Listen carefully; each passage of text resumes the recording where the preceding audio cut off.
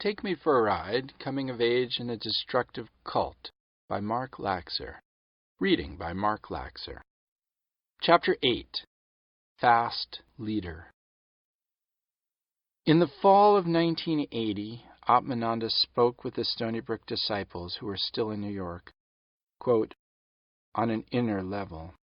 He also spoke with them on the phone. He told them that Chinmoy was directing a special force toward our new $1 million center in La Jolla. He told them about our new legendary recruitment drive. He told them about our feasts. These disciples missed Atmananda. They missed his advice, friendship, and love. They missed his extended family. They missed him coaxing, "Eat, eat." When Sal moved west, he joined the disciples who ate each week at a Mexican restaurant with Atmananda. One time, Atmananda declared, "I wonder where the Gwid has been hiding these days." Sal said, "You would not believe how many people have asked me that very question." "You swine," cried Atmananda. "All along you've been hiding him in your nose." "How can you tell? Ha! You doubt my ability to see?" A few minutes later, the waiter arrived. I ordered a quesadilla and a chili relleno. "Come on, kid," said Atmananda. "Where's your capacity?" I admitted I was low on money. "Stop worrying about money," he admonished. "If you're in the right consciousness, believe me, the money will come."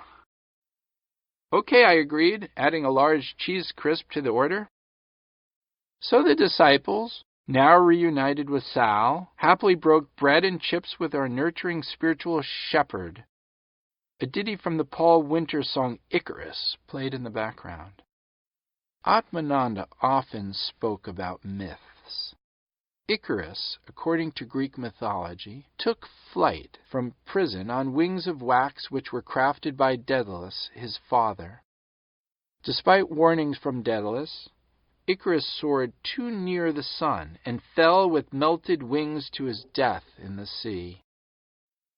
I knew about the myth of Icarus from my childhood. Icarus was punished, my father had taught me, because humans are not supposed to fly among the gods. Atmananda did not teach the myth of Icarus. He spoke instead about the role of the self-sacrificing hero. "Be like a star," he said at center meetings, citing Guru, Gandhi, and Jesus Christ. "Burn your own substance so that others may see." Yet, as the months in Southern California slipped by, he spoke increasingly about the myth of the fluid warrior. "Be fluid," he said. "Don't let people pin you down as being a certain way." Perhaps, then, the deviation from his role as feeder of the tribe should have come as no surprise. It was during a center meeting that he announced the fast. Missing meals for 13 days, he explained, would raise the level of our consciousness, increase our personal power, and bring us closer to Guru. "Besides," he said, "it's the thing. I long to raise my consciousness, increase my power, and develop a deeper connection with Chinmoy. I wanted to maintain my status as a, quote, advanced follower. I hungered, too, for Atmananda's approval." About 20 of us agreed to limit our nourishment to a glass or two of juice a day. Painful, dizzying hours of drinking water passed. Several devotees, including Atmananda, claimed that their meditations were growing increasingly powerful. In contrast, my efforts to empty my mind were interrupted by gurgling complaints rumbling up from the caverns of my gut. I found myself concentrating not on eternal salvation, but on persistent growls. I found myself thinking not about God, but about vast quantities of food. On the 6th day of the fast, I stood at the edge of the meditation room, trying not to think about the sharp pains now forking my belly. I gazed at the larger-than-life transcendental. Atmananda typically lectured from beside this shrine. It was also from here that he continued his effort to spread spiritual light, to play guru during public and private meditations. After weekly center meetings, Atmananda often cooked for the nearly 100 Chinmoy disciples. It was a joy to watch him sing and dance around the kitchen, adding spice to our lives and to the simmering vats of Indian curry. On occasion, he asked Cheryl to cook for the center. He loved the way her eggplant parmesan patties tasted. Leftovers were wrapped in aluminum foil and stored in the freezer. On the 7th day, I opened the door to the freezer, and there, wrapped in aluminum foil, were eggplant parmesan patties waiting to be plucked like gems from a cave. I felt weak and disoriented. I was so hungry. Memories of the peppery patties brought back the luscious aroma. I thrust my hand toward a shimmering treasure.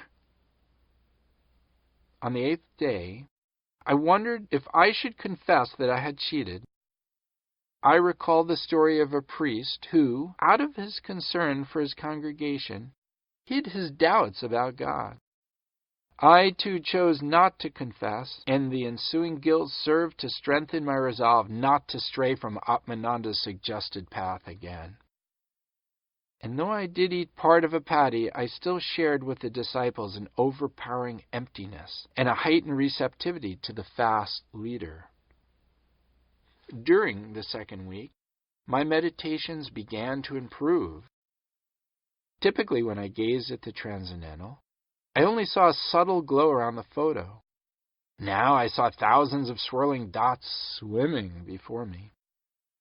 Typically, when I meditated on my heart chakra, I had to remind myself to visualize the ocean. Now I became immersed in a world of blue light. Typically, when I realized that I was having a powerful mystical experience, I found it difficult to re-enter a state of meditation after a self-congratulatory interruption. Now I found it easy to resubmerge my awareness into a thoughtless calm.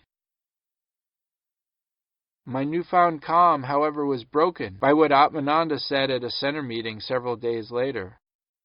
He announced that he had recently attained levels of consciousness so powerful and sublime that he no longer was the person that we thought him to be.